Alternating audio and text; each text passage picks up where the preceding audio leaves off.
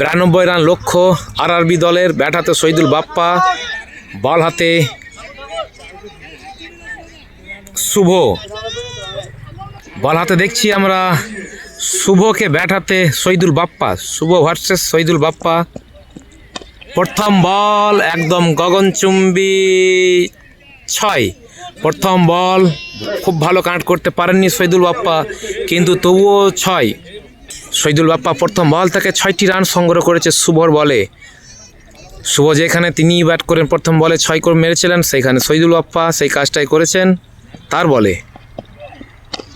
আবারও ক্যাঁথা খচা মার, একবারে বাদার টপকে পড়ল দোকানের সামনে।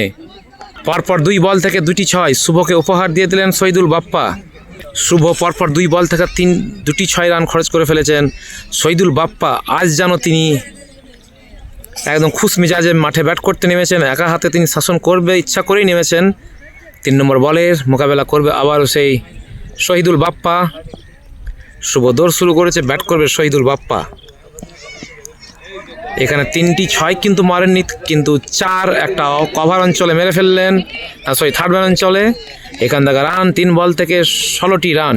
শহীদুল বাপ্পা ম্যাচ একা হাতে তিনি জয়ী করাবেন আজ। তার খেলার রক্ষণা ভঙ্গনা সব কিছু আলাদা। ইয়ামিন মণ্ডল তিনি এসছেন শুভর কাছে তার কিছু একটা বুদ্ধি পরামর্শ দেওয়ার জন্য, যাতে ম্যাচটা তাদেরকে জিততে হবে। লক্ষ্য তাদের 92 রান। এখানে আরআরবি দলকে জিততে গেলে 92 রান করতে হবে, অর্থাৎ 92 রান। পরের বল এখান থেকে আরও একটা 4-এর মান থার্ড ম্যান অঞ্চলে। এখান থেকে রান সংখ্যা হয়ে গেল 20। 4 বল থেকে 20 রান খরচ করে ফেললেন শুভ। শহীদুল বাপ্পাকে আটকানো অত সহজ নয়। Agent fire Shahidul Bappa. শুভর পরের বল ব্যাট করবে আবারও সেই শহীদুল বাপ্পা। এইখানে হালকা হাতে কভার অঞ্চলে বল ছুটছে, প্রতীক সরকারও ছুটছে, শেষ রক্ষা হয়নি। আরও একটা 4। 5টি বলে 24টি রান। শুভ যেন অশুভ হয়ে গেলেন শহীদুল বাপ্পার কাছে। লাস্ট বলটা কি শহীদুল বাপ্পা শুভকে 6 হাঁকাতে পারবে? আমরা দেখতে চাই না, দেখতে পেয়ে গেলাম। এখানটাও 6। রান সংখ্যা 30। 6 বল থেকে 30 রান শহীদুল বাপ্পার নামে। SPL season 3 Mondal sporting ground. এই সেই শহীদুল বাপ্পা যাকে আমরা দেখার জন্য ছুটতাম, আজ তার খেলা দেখলাম। 6 বল থেকে 30 রান। এ কি মার্গো, বাপরে বাপ।